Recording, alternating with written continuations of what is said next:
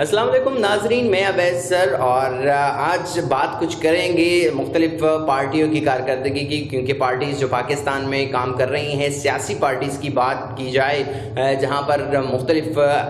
Parties نے مختلف کام کیے، وہاں پر جماعت اسلامی بہت اچھا کام کیا کرونا وائرس کے اگینسٹ، اور ملک کو اس مشکل سچویشن سے نکالنے میں ان کی بھی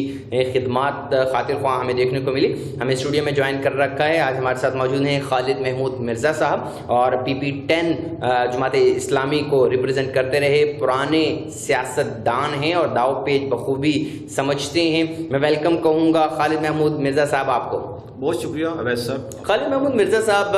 جماعت اسلامی کا سلوگن سب سے پہلے میں پوچھنا چاہوں گا کیا تھا، کیا سوچ لے کر جماعت اسلامی آگے کی طرف بڑھی اور اب تک موجود ہے؟ جماعت اسلامی 26 اگست 1941 کو قائم ہوئی اور پچھلے یہ 78 سالوں میں بنیادی طور پر معاشرے کے اندر ایک تبدیلی، ایک عام فرد تک یہ تبدیلی پہنچے اور عام آدمی محسوس کرے کہ مجھے ہر جگہ میری اپروچ ہے، اور اس پٹوار خانوں سے لے کر تھانوں اور کچہریوں تک اور پورے اس نظام کے اندر ایک عام آدمی تک یہ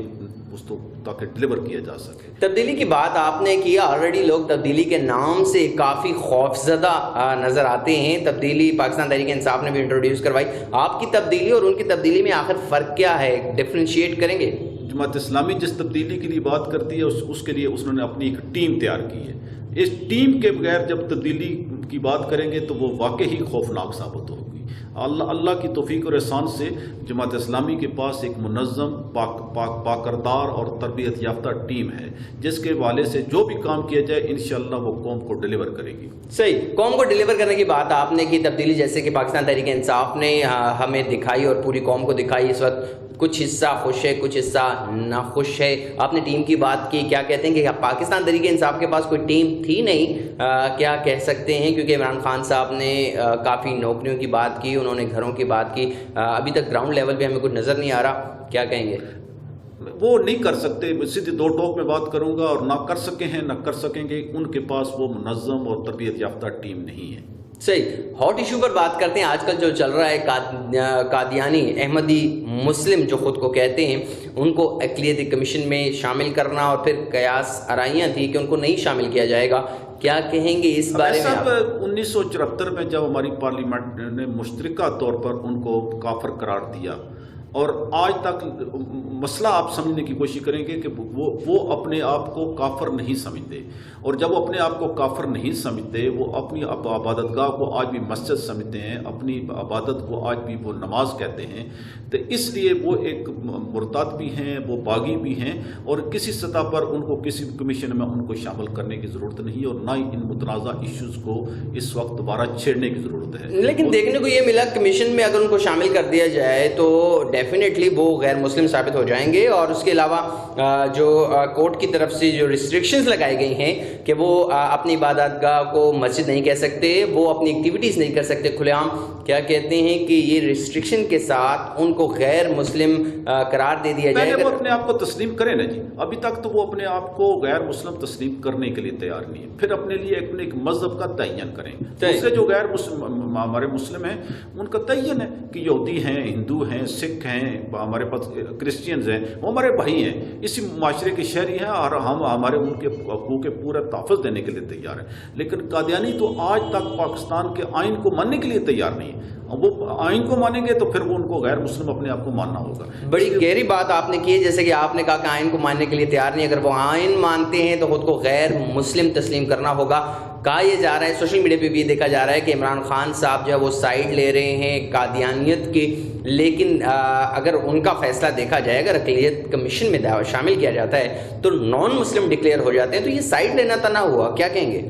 نہیں، وہ انشاءاللہ شامل نہیں کر سکیں گے، اور نہ ہی ہوگا، لیکن ان کو نہ ہی کرنا چاہیے۔ وہ بنیادی طور پر جیسے میں نے پہلے عرض کی کہ پہلے وہ اپنے آپ کو اگر وہ ڈکلیئر کرتے ہیں، اپنے لیے ایک مذہب کا تعین کرتے ہیں، اپنی عبادت گاہ کا ایک نام تعین کرتے ہیں، اور پھر اگلا مرحلہ ہے کہ ان کو شامل کرنا چاہیے یا نہیں چاہیے۔ صحیح، کچھ بات کرتے ہیں کرپشن کی۔ جماعت اسلامی کی اگر بات کی جائے تو کہیں پر کرپشن ہمیں دیکھنے کو نہیں ملی ابھی آنیسٹلی، کیا کہتے ہیں کرپشن کے بارے میں، کیا خیال ہے، کیا اللہ کی نظریہ توفیق رکھتے اور ہیں؟ احسان سے اویس صاحب اس وقت پاکستان کے اندر 200 کے قریب ہمارے MNA MPA سینیٹر، ہمارے ضلعوں کے ناظم چیئرمین،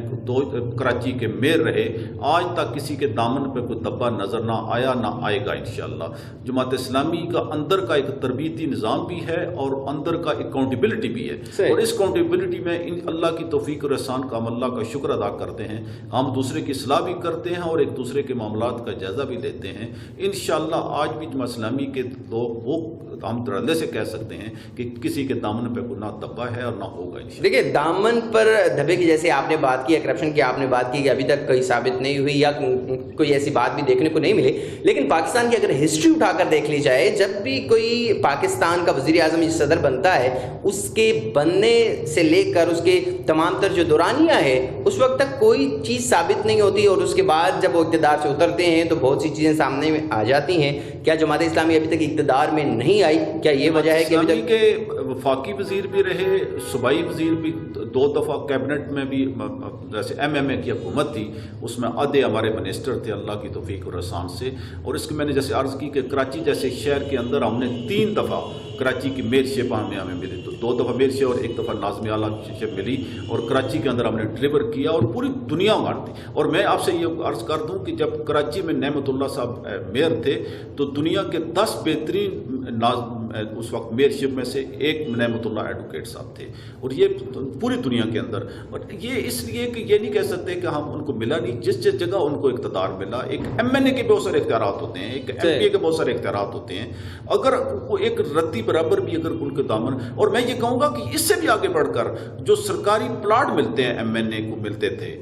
سینیٹروں کو ملتے تھے، لیکن جماعت اسلامی نے طے کیا تھا کہ ہمارا کوئی MNA اور MPA اور سینیٹر پلاٹ نہیں لے گا، تو انہوں نے نہیں لیا، حالانکہ باقاعدہ حکومت کی طرف سے طے تھا، تو انہوں نے پلاٹ نہیں لیا، اور نہ چونکہ وہ سمجھتے تھے کہ یہ ہمارا اس پر کوئی حق نہیں بنتا۔ صحیح۔ جماعت اسلامی کے بارے میں اگر دیکھا جائے تو سوشل میڈیا یا پرنٹ میڈیا یا الیکٹرانک میڈیا کی بات کی جائے، جماعت اسلامی کی پذیرائی بہت کم دیکھنے کو ملی ہے۔ جماعت اسلامی اپنے آپ کو اتنا شو نہیں کرتی، اور اگر دیکھا جائے پاکستان تحریک انصاف جب اقتدار میں نہیں تھی، سوشل میڈیا کے اوپر، الیکٹرانک میڈیا کے اوپر کافی اچھا نیٹ ورک تھا۔ جماعت اسلامی اگر اپنا نیٹ ورک اچھا کر لیتی ہے تو کیا کہہ سکتے ہیں تبدیلی آئے گی؟ ظاہر ہے ہر روز اپنے کام کو بہتر سے بہتر طرف لے کر جانا چاہیے۔ سوشل میڈیا میں تو الحمدللہ اس وقت جماعت بہت ہی ایکٹیو ہے، ہمارا ایک سوشل میڈیا پر ہمارا جو ونگ ہے وہ بہت ایکٹیولی پارٹیسپیٹ کر رہا ہے، اور ہمارا یوتھ، ہمارے جو پورا شعبہ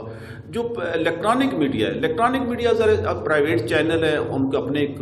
مجبوریاں ہیں جس میں جماعت اسلامی کو جتنی ان کی گنجائش بنتی ہے وہ وقت دیتے ہیں، اور جو ہماری بھی ہم آگے شاید ان کی مجبوریاں ہوں، لیکن سوشل میڈیا کے اندر ہم الحمدللہ جماعت اسلامی، اور لیکن ہم اپنی گنجائش آج بھی سمجھتے ہیں کہ اس کام کو اور بہتر کرنے کی ضرورت ہے۔ جماعت اسلامی کی کیا یہاں پر میں کہوں گا کہ کیا رول رہا، کیا حصہ لیا corona virus, lockdown, ration کی تقسیم، کچھ مالی امداد، جماعت اسلامی نے کس طرح سے حصہ لیا ان ایکٹیویٹیز میں؟ جماعت اسلامی کا یہ ہے کہ جس دن سے لاک ڈاؤن ہوا اسی دن امیر جماعت نے اپنی